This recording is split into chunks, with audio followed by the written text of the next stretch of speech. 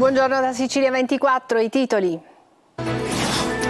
Grave incidente a Palermo, vola giù da un viadotto con la sua Smart, giovane di 23 anni muore sul colpo, ferito in prognosi riservata un ragazzo di 17 anni.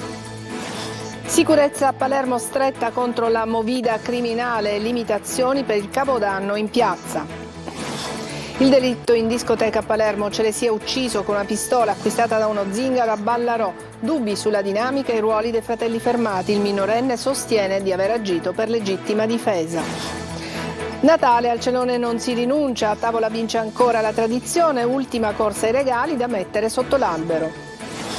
A Messina, nei luoghi più dimenticati, esibizioni teatrali e artistiche per raccontare la città e i suoi personaggi storici.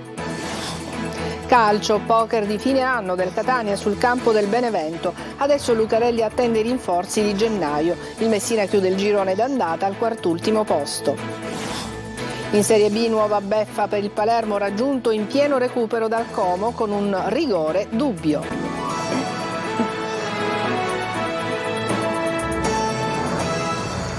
Ben trovato a Sicilia 24, un giovane di 22 anni è morto ed un 17enne in prognosi riservata per un terribile incidente avvenuto alla vigilia di Natale lungo la circonvallazione di Palermo. La Smart sulla quale viaggiavano è precipitata dalla cavalcavia dello svincolo di Viale Lazio. Manlio Viola.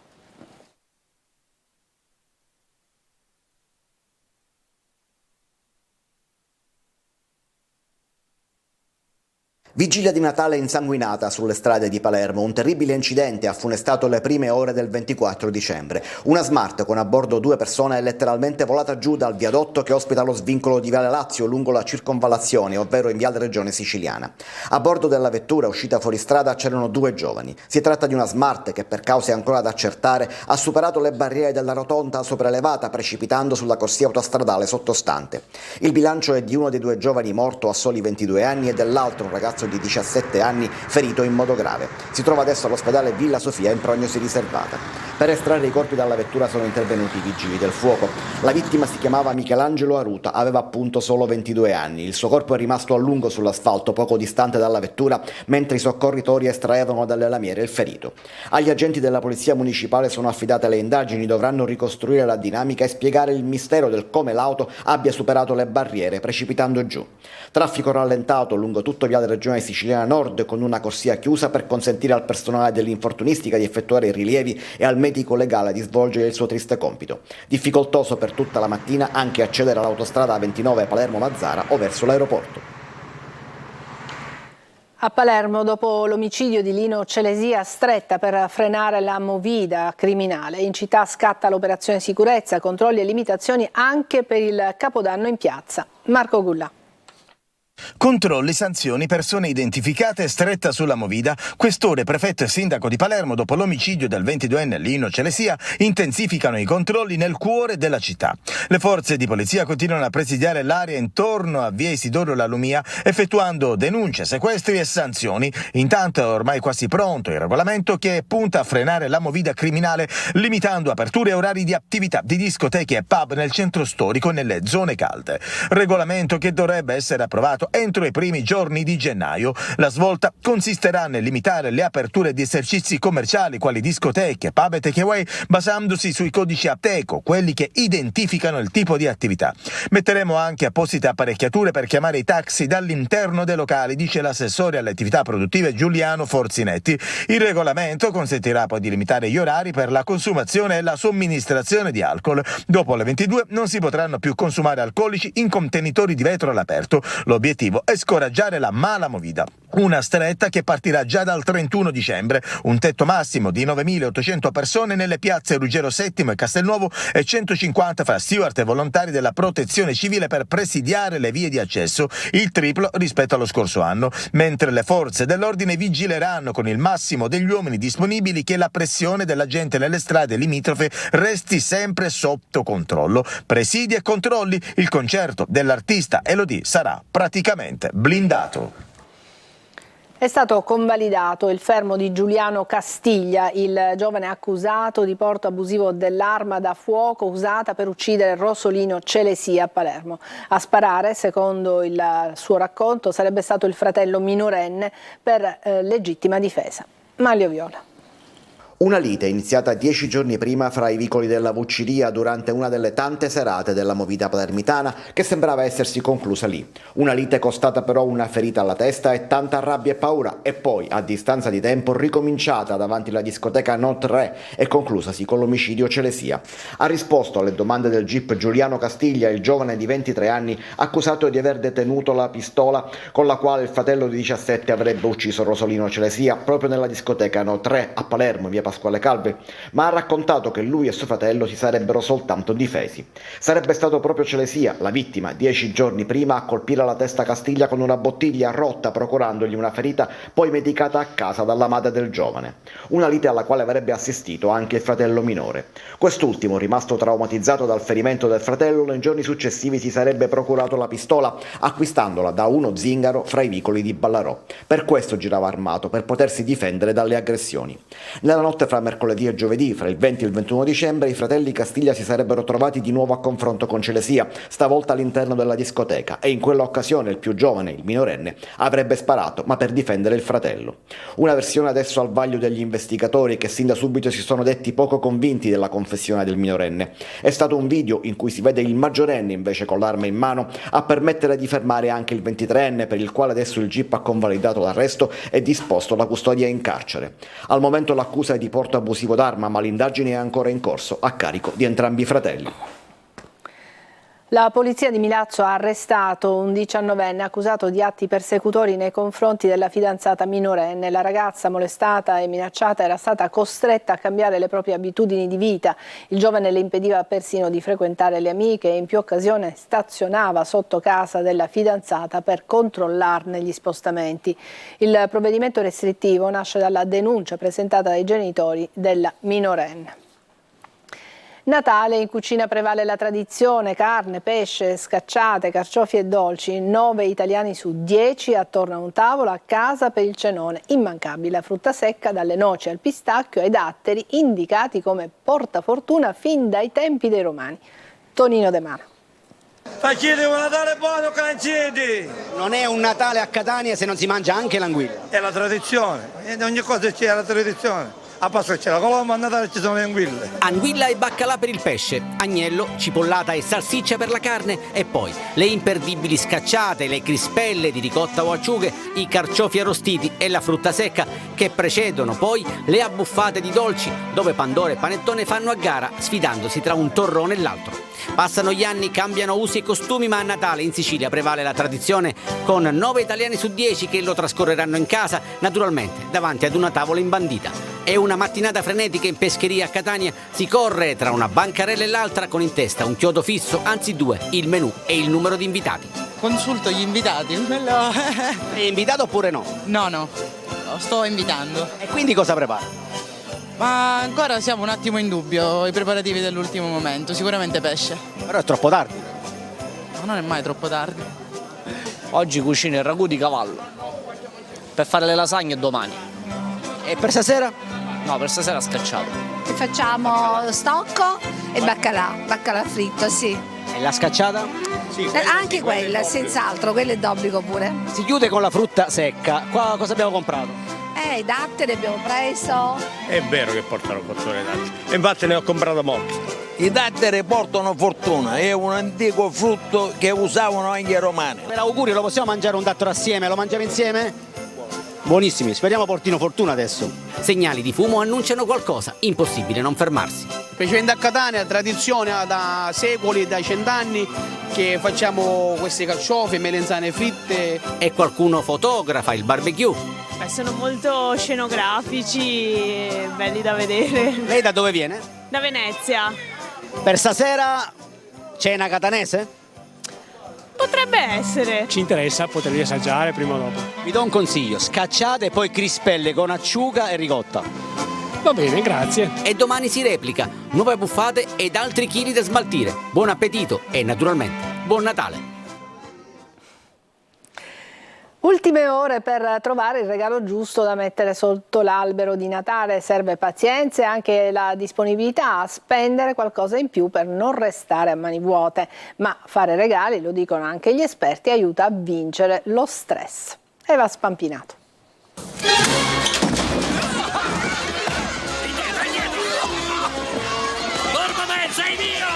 La corsa all'acquisto dell'ultimo momento è più una questione di prestanza fisica che di disponibilità economica. Quando arrivi al 24 dicembre devi fare conti con gli ultimi regali o addirittura con tutti, ci vuole concentrazione e pazienza. Sotto l'albero c'è tutto? No, ancora no, infatti sto andando a fare il regalo ai miei figli. Manca sempre qualcosa. Vabbè, i regali all'ultimo momento è un classico. Uno all'ultimo momento vede cosa comprare. E se camminando tra i corridoi non si dovesse trovare il regalo tanto desiderato? Mia moglie dice vai e prendi. Cosa devo Se non trova? Sono cavoli amari. Ovviamente indirizzato dalla moglie perché altrimenti non ci si arriverebbe. 24 dicembre. Di solito anche nel pomeriggio, stavolta è andata bene. Che per fortuna, a differenza della tendenza degli ultimi anni, qualcuno si concentra anche prima per fare i regali, poi ritardatari, soprattutto uomini dell'ultimo minuto, sicuramente ci saranno anche oggi. Il rituale dello scambio del dono non è solo un momento puramente consumistico, ma nasconde in sé un piacere profondo, lo dicono pure le neuroscienze. Soprattutto riceverli però. Lo scambio dei regali dunque rafforza le funzioni cognitive, stimola l'ossitocina e addirittura l'emoglobina ossigenata nel cervello. Tanti elementi che potranno compensare stasera lo stress vissuto in questi giorni per le caotiche e frenetiche strade congestionate dal traffico.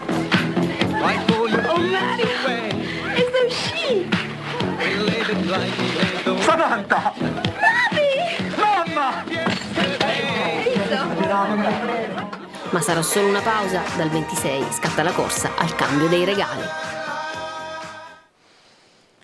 A Ispica torna anche quest'anno il presepe vivente, sempre più magico e suggestivo. Questa edizione è dedicata a San Francesco d'Assisi. Simona Vazzone.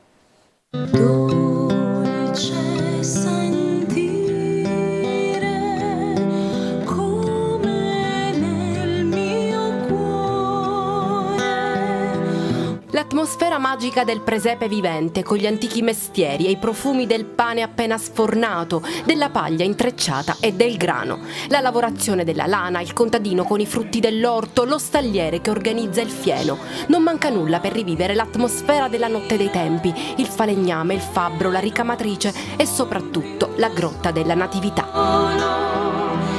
Il presepe vivente di Ispica nel Ragusano si sviluppa lungo l'itinerario rupestre che dal vecchio abitato delle case grotta di Spaccaforno porta sin dentro l'area archeologica del Parco Forza per uno spettacolare tragitto di teatro, musica e antichi mestieri che quest'anno sfiora i 2 chilometri di lunghezza complessiva. C'è un impegno artistico non indifferente con artisti e attori che vengono da tutte le zone del nostro territorio e quindi è una sorta di musical perché viene cantato, viene recitato, c'è veramente tanto teatro nel mezzo e di conseguenza tanto lavoro. Questa edizione del presepe vivente è dedicata alla figura di San Francesco. Impersonare San Francesco diciamo che è stata un'esperienza innanzitutto magica, che reputo anche essere stata una grossa sfida in quanto è un personaggio che richiede una certa dose di sensibilità. Chi lo ha già visitato si è tuffato in un'atmosfera magica, incredibile, portando a casa una dose di pace e serenità. È una bella impressione, molto carino, rievoca tutto quello che si faceva nel passato. È particolare con queste luci, queste pietre così grandi, ma bellissimo. Ci fa rivivere l'attesa del Messia, questo camminare fino a che non si trova la grotta. Bellissimo. È una rappresentazione unica. Il presepe vivente di Ispica sarà allestito il 25 e 26 dicembre e poi ancora l'1, il 6 e il 7 gennaio dalle 16 alle 20. Adesso una breve pausa, a tra poco.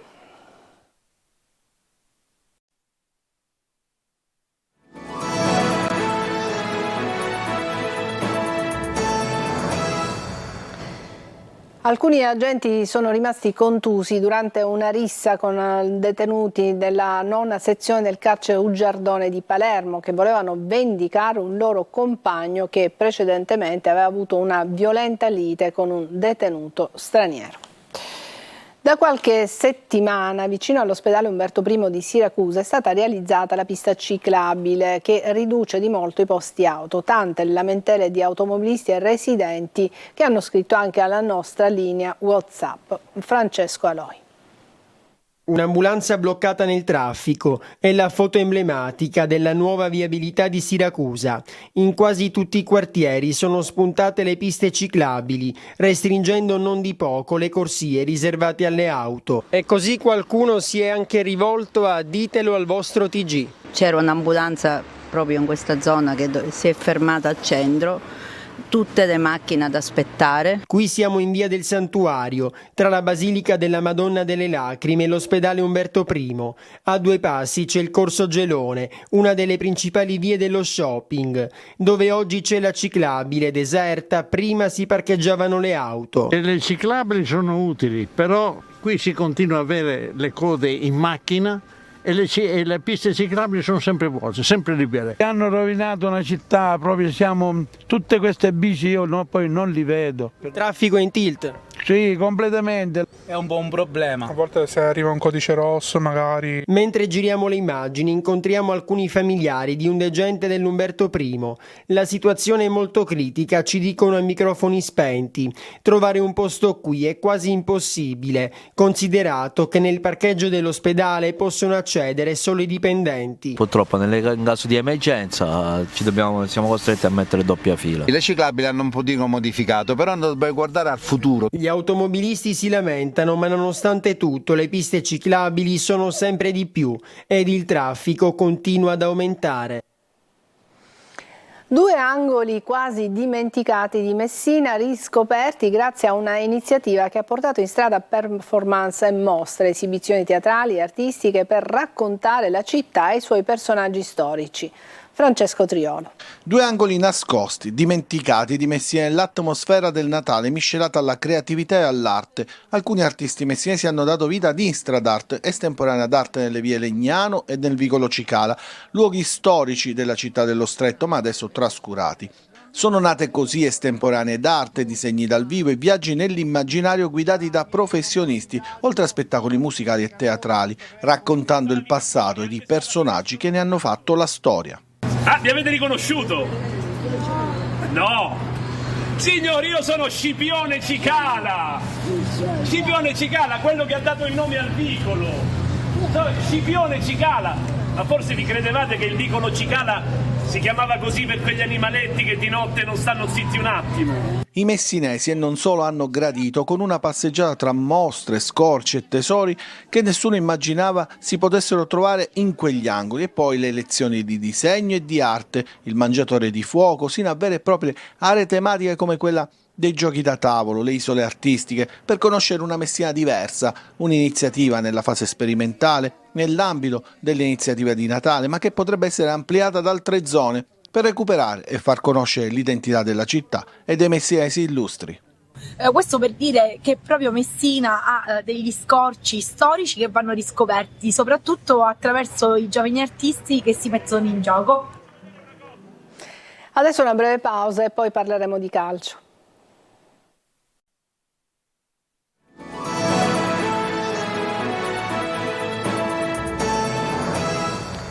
Eccoci al calcio, il Catania vince 4-0 in casa del Benevento e adesso si pensa al mercato. Marco Carli.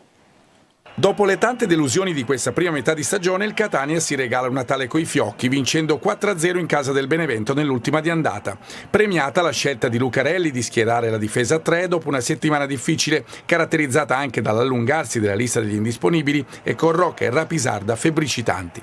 Così, oltre a Chiricò, brillano Zanellato regista e Castellini esterno a sinistra, e proprio quest'ultimo a impegnare Paleari dopo un buon avvio del Benevento. Gli etrei questa volta sfruttano gli episodi come l'espulsione per doppio giallo nel giro di 1 minuto di Karic. Subito dopo, infatti, Rocca approfitta di un retropassaggio errato e costringe al fallo in area il portiere, e rigore. Chiricò va sul dischetto e spiazza Paleari, 1-0 per il Catania. Le sensazioni sono tutte positive, vengono alimentate dal grande avvio di ripresa. Dubiscas serve molto bene Chiricò, che inventa un assist al bacio per Zammarini, pregevole l'inserimento del centrocampista con conclusione che vale il raddoppio rossazzurro. Avevamo troppo bisogno di questa vittoria, di questa grande prestazione contro una grande squadra come il Benevento, e quindi magari questa partita ci dà il là, no? per farci capire veramente che squadra siamo. Il Benevento resta anche in 9 per l'espulsione di Italia, così è Accademia Rossa-Azzurra, ancora Dubiscas, serve Chirico che con il suo sinistro ritrovato mette in rete la palla dello 0-3. Il poker è servito poco dopo dai due nuovi entrati, Maffei pesca in area Deli che piazza nell'angolo e adesso si pensa al mercato. Mi sento di poter dire che non ci sarà il fuggi-fuggi perché vogliamo anche approfittare del fatto che a gennaio c'è la lista aperta, quindi non dobbiamo rispettare i 24 giocatori della lista e quindi è un piccolo vantaggio che ci vogliamo prendere. Arriverà qualche calciatore nei primi giorni dopo il 2 a questo punto, perché fino al 2 il mercato è chiuso. Con 19 punti il Messina ha chiuso il girone d'andata al quart'ultimo posto. Dopo la sosta natalizia i giallorossi ospiteranno al Franco Scoglio il 7 gennaio l'Audace Cerignola. Sergio Colossi. Fallito l'obiettivo di uscire dalla zona play-out, il Messina si consola con il miglior piazzamento nel girone d'andata nei 3 campionati di Serie C della gestione Sciotto. Non si tratta di un'impresa visti i piazzamenti precedenti, ma i presupposti di inizio stagione erano peggiori dell'attuale realtà. Contro il Monopoli i giallorossi hanno subito la quinta rimonta, prestazione positiva nella prima parte, meno nella ripresa come confermato dal portiere Fumagalli. Abbiamo fatto secondo me un grande primo tempo, avevamo il pallino del gioco noi, abbiamo creato tanto e poi c'è stata quella disattenzione sulla rimessa laterale a fine primo tempo che ci hanno punito sull'unica azione che hanno fatto. Poi il secondo tempo abbiamo provato a creare qualcosa, però non eravamo fluidi come il primo tempo e abbiamo avuto l'occasione con Lino del Palo e poi comunque è stata una partita il secondo tempo non come il primo di gran gioco. Ufficializzate le rescissioni con il difensore Michele Ferrara e il secondo portiere Jacopo De Matteis. Luciani, Cavallo, Zunno e Scafetta, quest'ultimo pupillo di Modica, hanno dimostrato di non essere ancora maturi per la Serie C. Mercato in entrata in tutti i reparti, soprattutto in attacco, il secondo peggiore del campionato dopo quello del Brindisi. Amarezza, siamo alla Serie B, Amarezza in casa Palermo dopo il pari per 3-3 sul campo del Como. Siamo molto dispiaciuti, ha detto il tecnico Eugenio Corini. I rosanero sono stati raggiunti ancora una volta nel finale. Marco Gullà.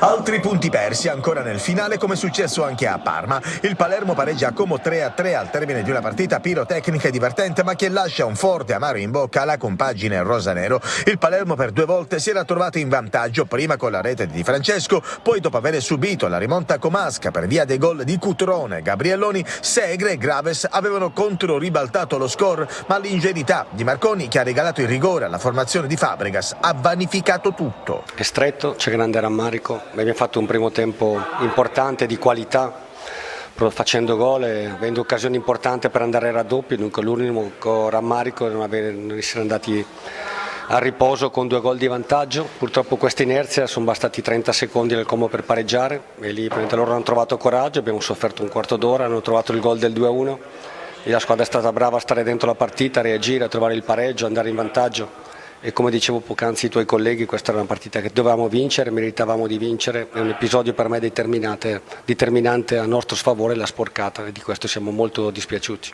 Il Palermo ha segnato 9 gol in 3 partite, ma quel che preoccupa è che allo stesso tempo le reti subite sono state 8 in 270 minuti, troppe per una squadra che vuole puntare in alto. Qualcosa non va. Intanto il Palermo è già a lavoro per l'ultimo impegno dell'anno, quello di Santo Stefano alle 18 al Barbera contro la Cremonese.